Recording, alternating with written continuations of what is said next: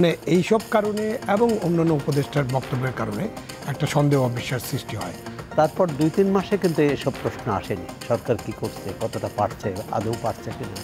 এই প্রশ্নটা আসলে সরকারের অনেকগুলো ব্যর্থতার কারণে। অন্তর্বর্তী সরকারের প্রতি অগাধ বিশ্বাস ছিল, আস্থা ছিল।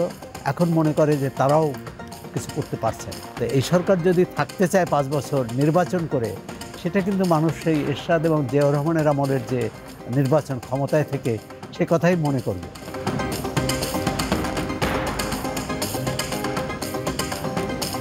যেহেতু আমি সাংবাদিক, ওই বিভিন্ন সকালবেলা হাঁটতে গেলাম ধরেন, এই বিভিন্ন যে ভাই দেশের কি অবস্থা, মানে কি হচ্ছে, কোন দিকে যাচ্ছে, তো এই প্রশ্নের উত্তর তো আমি দিতে পারবো না।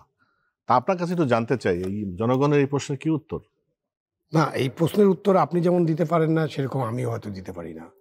তো জনগণ একটা ইয়ার মধ্যে আছে যে কি হচ্ছে, কিন্তু জানতে পারছে না কিছু। তার মধ্যে কিছু কিছু জিনিস হয়। মূলত জনগণ মানে রাজনৈতিক বিষয়টা নিয়ে বেশি উৎসাহী। কারণ দেশের মানুষের অন্য সমস্যাও আছে, সেগুলো তো আলোচনা হয়ই। কিন্তু যখন বলে যে দেশে কি হচ্ছে, ওটা সম্ভবত একটা রাজনৈতিক দৃষ্টিকোণ থেকে জানতে চান মানুষেরা, যে দেশে কি একটা নির্বাচন হবে কিনা, সংস্কার হবে কিনা, সংস্কার হলে কতটুকু সংস্কার হবে, নির্বাচন কোন সময় হতে পারে, ডিসেম্বর, মার্চ, এপ্রিল, ঈদের আগে, ঈদের পরে, আপনার জুলাই, জুন, এইরকম সময়ে সীমা নিয়ে আলাপ আলোচনা হয়। সবাই মোটামুটি একটা ইয়ার মধ্যে আছে, আস্থার সংকটে কিংবা অবিশ্বাসের দোলাচলে, অথবা কি হবে এটা বুঝতে পারছে না। সেই কারণে এই আস্থার সংকট, অবিশ্বাস আছে মানুষের মনে। মানে এগুলো কেন তৈরি হয়? এটা একটা হতে পারে সরকারের বক্তব্য একরকম, রাজনৈতিক দলগুলো ধরেন এক এক এক রাজনৈতিক দল এক এক রকম বক্তব্য দেয়। তো সেক্ষেত্রে এই জায়গাটা, এই তো একটা অবিশ্বাস বা একটা অনাস্থার পরিবেশ তৈরি হয়। না, এটা সরকারের কারণে বেশি হয়। মানে সবসময় আসলে সরকারে যারা থাকেন তারা যা যা বক্তব্য দেন, তারা যেসব কাজ করেন, ওগুলোই কিন্তু এইসব ক্ষোভ, দুঃখ, বেদনা, অবিশ্বাস এগুলোর জন্ম দেয়। এখন আপনি সরকারের বক্তব্যের কথা যখন দেখবেন, যে সরকারের উপদেষ্টা, সরকারের প্রধান উপদেষ্টা যা বলছেন, ডক্টর ইউনূস যেভাবে বলছেন, সেই জিনিসটাই সকলেই বলা দরকার ছিল। যে হ্যাঁ, আমাদের প্রধান উপদেষ্টা বলেছেন ডিসেম্বরে কম সংস্কার হলে ডিসেম্বর, আর যদি একটু বেশি সংস্কার হয় তাহলে জুন। সেটাতে যদি থাকতেন তাহলে মানে এটাতে জনগণ ভাবতো যে না, এটাই সরকার এক এক কথা বলছে। তখন আপনি দেখবেন যে কেউ এই কথা বলে, সেই কথা বলে। আবার ডক্টর ইউনূস সাহেবের যে প্রেস উইং আছে, সেখানে যখন একটা বিষয় আলোচনার পর বলা হয় যে না, মোটামুটি ডিসেম্বরেই নির্বাচন হয়ে যাচ্ছে, তখন দেখা গেল যে ওইটা আবার ২ ঘন্টা পরে পরিবর্তন হয়ে মার্চ, আবার মার্চটা মুছে যে জুন। মানে এইসব কারণে এবং অন্যান্য উপদেষ্টার বক্তব্যের কারণে একটা সন্দেহ অবিশ্বাস সৃষ্টি হয়। ওয়ালটন মাইক্রোওয়েভ ওভেনের খাবার গরম রাখে দীর্ঘ সময় ধরে। Walton microwave oven. তার মধ্যে একজন উপদেষ্টা বললেন যে জনগণ তাদেরকে নাকি ৫ বছরের জন্য চান, এবং এটা নিয়ে আবার ফেসবুকে লেখালেখি হলো। ওই যে বট বাহিনী নেমে গেল, বা ফেসবুকে আমরা বুস্টিং করতে থাকলাম, যাদের পছন্দ তারা বুস্টিং করতে শুরু করলো যে না, এই সরকার 5 বছর থাকতে হবে। তো আপনি যখন নির্বাচনের কথা বলেন যে এই বছরের ডিসেম্বর, আবার যখন বলেন যে এই সরকার 5 বছর থাকতে হবে, আবার যখন বলেন যে না, নির্বাচন ডিসেম্বরে না জুনে হবে, আবার যখন বলেন যে মার্চেও হতে পারে, এপ্রিলেও হতে পারে, তখন তো তাহলে একটা পরিষ্কার বক্তব্য পাওয়া যাচ্ছে না। সে কারণে আমার মনে হয় যে এই বিষয়ে, নির্বাচন বিষয়ে একটা পরিষ্কার বক্তব্য আসতে পারে। আমি যদি বলি যে হ্যাঁ ঠিক আছে, ইউনূস সরকার 5 বছর থাকবে, এই যে এরকম একটা আলোচনা আছে, থাকুক 5 বছর। 5 বছর থাকতেই পারে তারা, কিন্তু থাকার জন্য তাদেরকে তো পদ্ধতিতে আসতে হবে। থাকার জন্য তাদেরকে একটা নির্বাচনে যেতে হবে। ইউনূস সরকার যদি এত ভালো সরকার হয়, এত পপুলার সরকার হয়, এবং তারা যদি 5 বছর বা 4 বছর ক্ষমতায় থাকতে চান, ওই যে আপনার যখন সংস্কার হবে, যদি মেয়াদ 4 বছর হয়, ইউনূস সাহেব একটা রাজনৈতিক দল করতে পারেন, ওই দলের উনি প্রধান হতে পারেন, এবং সেই রাজনৈতিক দল জনগণের কাছে ম্যান্ডেটের জন্য যেতে পারে, তার একটা মার্কা থাকতে পারে। এবং ইউনূস সাহেবের পপুলারিটির ব্যাপারে যখন আমি লোকজনের সাথে কথা বলি, সাধারণ মানুষ ইউনূস সাহেবকে অনেকেই পছন্দ করেন। আবার রাজনৈতিক দলের বাইরে, মানে বিএনপির বাইরে অন্যান্য যে রাজনৈতিক দল, তাদের কাছে তো খুব পপুলার। এনসিপিতেও মনে করে ইউনূস সাহেব সবচেয়ে পপুলার ব্যক্তি।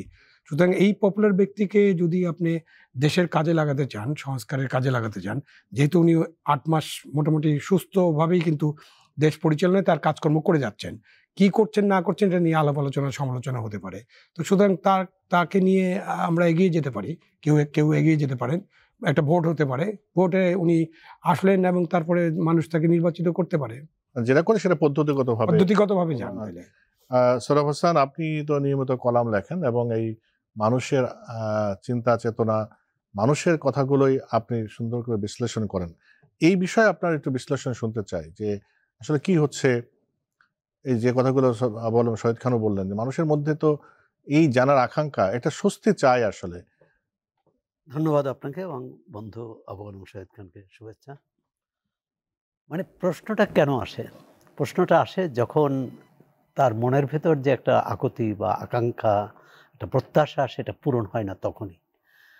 পরিষ্কার কোনো ধারণা যখন গত বছর এই আগস্টে যখন এই সরকার দায়িত্ব নেয়, তারপর 2-3 মাসে কিন্তু এসব প্রশ্ন আসেনি। সরকার কি করছে, কতটা পারছে, আদৌ পারছে কিনা। এই প্রশ্নটা আসলে সরকারের অনেকগুলো ব্যর্থতার কারণে। এখনও যেটি আবু আলম শহীদ খান বললেন যে সরকার নির্বাচনের ব্যাপারে কোনো একটা স্পষ্ট অবস্থান নিচ্ছে না, এটার মধ্যে মানুষের মধ্যে সংশয়, বিশেষ করে রাজনৈতিক দলগুলোর মধ্যে যথেষ্ট সংশয় তৈরি হয়েছে। দ্বিতীয় হচ্ছে যে সাধারণ মানুষকে চায় নিত্যপণ্যের দাম কমবে, চালের দাম কমবে, ডালের দাম কমবে, ভোজ্য তেলের দাম কমবে। আর যারা রাস্তায় নামে তারা চায় যে জ্বালানির দাম কমবে। ঘরে যারা রান্না করে তারা চায় যে সিএনজির দাম কমবে, মানে এলএনজির দাম কমবে, আপনার গ্যাসের দাম কমবে। কিন্তু সবগুলোই তো পারছে। রোজায় একটু স্বস্তি ছিল মানুষের মধ্যে, এবং সেটা প্রধানত সবজি এবং রোজার যে আনুষঙ্গিক যে উপাদানগুলো, আর সেক্ষেত্রে মানুষের কিন্তু প্রশ্নটা কম ছিল। ভাবছিল যে রোজার পর বোধহয় আমরা একটা স্বস্তির দিকে যাব। কিন্তু নতুন করে আবার নিত্যপণ্যের দাম বাড়তেছে। রাজনৈতিক দলগুলোর মধ্যে কোনো ব্যাপারে কেউ একমত নয়। মানে একদল যা বলে অন্য দল তার বিরোধিতা করে অথবা তার সমালোচনা করে, কিন্তু তারা নিজেরা কি করবে সেটা কেউ বলছে না। বিএনপি সবচেয়ে বড় দল, সে 31 দফায় আছে, কিন্তু 31 দফার পর কিন্তু বাংলাদেশে অনেক পরিবর্তন হয়েছে। 31 দফা দেওয়া হয়েছিল আওয়ামী লীগ ক্ষমতায় ছিল এবং আওয়ামী লীগকে মোকাবেলা করার জন্যই, মানে রাজনৈতিকভাবে এবং গণতান্ত্রিকভাবে ভোটের মাধ্যমে। সে কারণেই এই তত্ত্বাবধায়ক ব্যবস্থার পুনঃপ্রতিষ্ঠা, দ্বিকক্ষ বিশিষ্ট এই। কিন্তু এরপর বিএনপির কি কর্মসূচি, কি চিন্তা, কি রাজনৈতিক এই যে পরিবর্তনের পর, বিশেষ করে তরুণদের, যে তরুণরা এই আন্দোলন করেছে, মানে সেটা শুধু বৈষম্যবিরোধী ছাত্র না, যে সাধারণ মানুষ, তাদের ব্যাপারে রাজনৈতিক দলগুলোর খুব ভাবনা আছে বলে মনে হয় না। সুতরাং মানুষ মনে করে এখন রাজনৈতিক দলগুলো কিছু করবে না।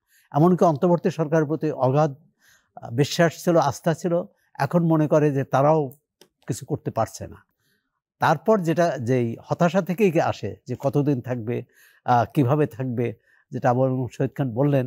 কিন্তু এই সরকারের প্রথম তো অঙ্গীকার হচ্ছে নির্বাচনের মাধ্যমে গণতন্ত্র উত্তরণের পথটা উন্মুক্ত করবে। তো এই সরকার যদি থাকতে চায় 5 বছর নির্বাচন করে, সেটা কিন্তু মানুষ সেই এরশাদ এবং জিয়াউর রহমানের আমলের যে নির্বাচন ক্ষমতায় থেকে সে কথাই মনে করবে।